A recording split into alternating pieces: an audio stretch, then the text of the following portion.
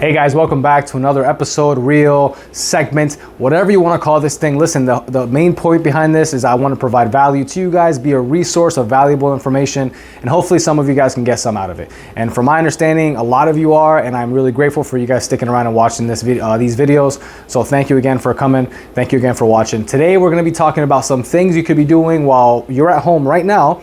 Self-quarantining, self-isolating, whatever, right? Abiding by the stay-at-home order. Listen, a lot of you have a lot of time on your hands right now, right? And a lot of people are honestly just sitting on their hands doing nothing. You're binge watching stuff on Netflix, or you're doing other things. Listen, that's not my thing. That's not my forte. I don't like watching TV very much. So I tend to do things. So today I'm coming to you with some tips, of things you could do to get your house ready for when you're ready to go ahead and sell it. Some of you guys are good with selling the house right now as it is if you're in the market to sell your property. A lot of you have decided that you're going to wait a few weeks or whatever the case may be before you put it on the market just because of the current circumstances. And you know what? I respect that. That's fine. I believe you should put the house on the market right now. However, I do respect your decision to wait. So right now, while you're sitting at home, there are a few things you can do. If you have questions, comments, concerns, or feedback, give me a call, shoot me a text at 407-308-4518, or send me an email at peter@flreagent.com. Let's get right into it. So the first thing you could do is, listen, you could clean beyond the basics. And what do I mean by that? I mean, like, most of you sweep, mop, you wipe some stuff down, whatever, weekly, bi-weekly, whatever the case may be. Some of you hire a maid or a cleaning lady or a cleaning person, and that's fine, right? But listen, go beyond the basics. So what about cleaning on the above the jambs of the doors or in the jambs of the doors? The hinges, actually, with time, they let off like this little black soot looking thing, like this little black powder crap. Clean that stuff off. That can actually damage your paint or actually stain your paint. So just clean that stuff off. What about the trims around the doors? Clean that stuff off. A lot of people, and I've walked a lot of houses with a lot of people, they'll check the trim of the door to see if they have the little key that people use for their doors inside. And what if they do that and all of a sudden they have a whole bunch of crap on their fingers because you never clean that part of your house, right? So listen, go beyond the basics and just clean around the areas that you typically don't clean in. Next, organize your space. Listen, I know everybody watching this has either a drawer, a crap drawer in the kitchen, a mail drawer in the kitchen, whatever. They have a closet, they have a space in their garage, whatever. For me, it's the garage. My garage is like a constant evolving, constantly changing, always needs to be organized space. So listen, take a look at that space and just reorganize it. Take some time, take some stuff off the shelves, clean up the shelves, put them back, reorganize them, maybe throw some stuff away, sell some stuff, give some stuff away, whatever, right? Just make it look tidy, make it look nicer, because guess what? When a buyer is looking at your house in a few weeks, or right now, if you're selling your house right now, a lot of them will focus on the clutter and on the mess more so than they will on the benefits or the features of the actual property, because I don't know, maybe they're neat freaks. You don't know that. But what if they focus on the mess? What if they see something like that and they think to themselves, if he can't take care of the organization of his own stuff, how is he or she gonna take care of the actual house? Like, makes you wonder the actual health or the stability or if the walls are compromised, the pipes, whatever. Like, what have you put down your pipes? So again, it sounds crazy, but I've dealt with it. I've had this conversation with buyers before, so just do some organizing in some of your spaces.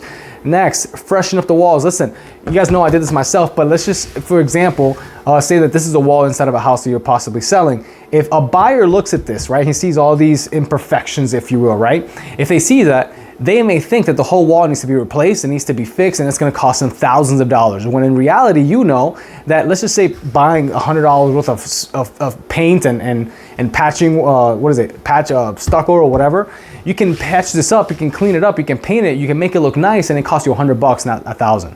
But a lot of buyers, especially first-time home buyers, are not educated in that. So listen, if you have something like that, an old TV mount that was there, some nail holes, whatever the case may be, listen, just patch it up, clean it up, and make it look nice. Freshen it up, and you'll be fine when the time comes for you to sell.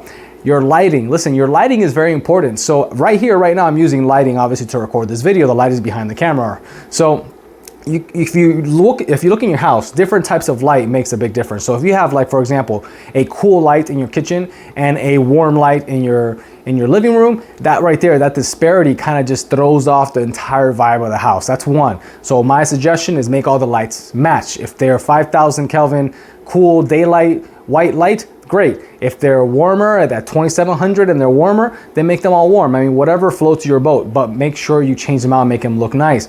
And on top of that, last thing I'll say about lighting is every room could actually have, let's just say, different rooms. So like if you're in the living room and the kitchen and they're all together in open space, those should match. But if you go back to your office and you have the office decoration like different, it's set up differently and it fits better with a warm light as opposed to a cool light, then do so. I'll give you an example. If I turn this light off, you'll see the difference that it can make. Right here. It's not a big difference, but it's enough of a difference to, make a difference and to be noticeable.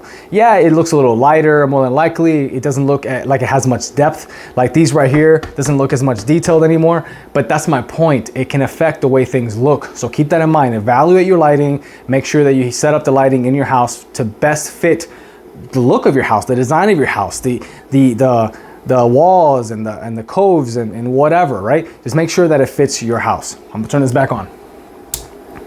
Might take a second to readjust there. Oh, look really bright. All right, listen, so that is the lighting piece. There we go. That is lighting piece. Next, listen, dig into your kitchen. So a lot of you, how many of you, as a matter of fact, when you go into your kitchen, you go into your pantry, like you should look to see if the goal is to not find any expired items in your pantry, right? Now, we failed at this ourselves. We looked, there's a few things that were expired. Why? Because they were behind and above stuff that we use on a daily basis, and they were just kind of hidden away. So, we had to go in there and kind of take everything out, reorganize, throw some stuff away, put it back in. Listen, do that because these guys, these buyers, these gals are going to look at your property. They're going to open the pantry because everybody likes good pantry space. They're going to dissect the kitchen because the kitchen is what's considered, a lot of people consider it the heart of the house, the heart of the home, right? So pull your refrigerator out, clean under the refrigerator, pull your stove out, clean under your stove. Goes along with the first point of cleaning beyond the basics. Clean up the cabinets, clean up the pantry, organize things like that. It's gonna matter a lot to a buyer coming in and actually, their perception or judgment of the house. The first impression of the house is gonna actually be affected by that. And then lastly, listen, tidy up your yard. If you stand in front of your house right now and you look and you say, man, that hose is like just randomly thrown in the yard. That palm tree has like one or two, whatevers that are falling off. They're dead. That the hedges they're uneven. The mulch looks like crap. Like all the buyers are going to see this, especially, every buyer that looks at your property online, because guess what?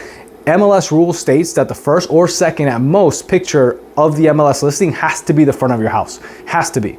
So, when people look at your house online, that's what they're going to see. They're going to see the front of your house, first impressions, right? I don't agree that first impressions are everything, but they weigh a whole damn lot.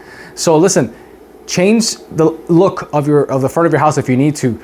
Trim the hedges, remulch, edge the lawn, pick up the damn hose. I mean, whatever the case may be, because that is the first impression. That is the first thing people are going to use to judge your house. All right. So listen, there's plenty more things I can go into in terms of getting your house ready. That is something that I discuss with my clients whenever we go ahead and talk about potentially listing a house. So if you have any more questions, any specific questions, listen, client or not, doesn't matter. Reach out to me, give me a call, shoot me a text, 407-308-4518. Send me an email at peter@FLREagent. Let me do that again. peter@FLREagent.com. Send me an email. I'll help you out. We can talk about it, whatever the case may be. But listen, if you have comments, questions, or feedback or anything at all, also shoot me a text, give me a call, or send me an email. All right? Until next time, we'll talk soon. Bye.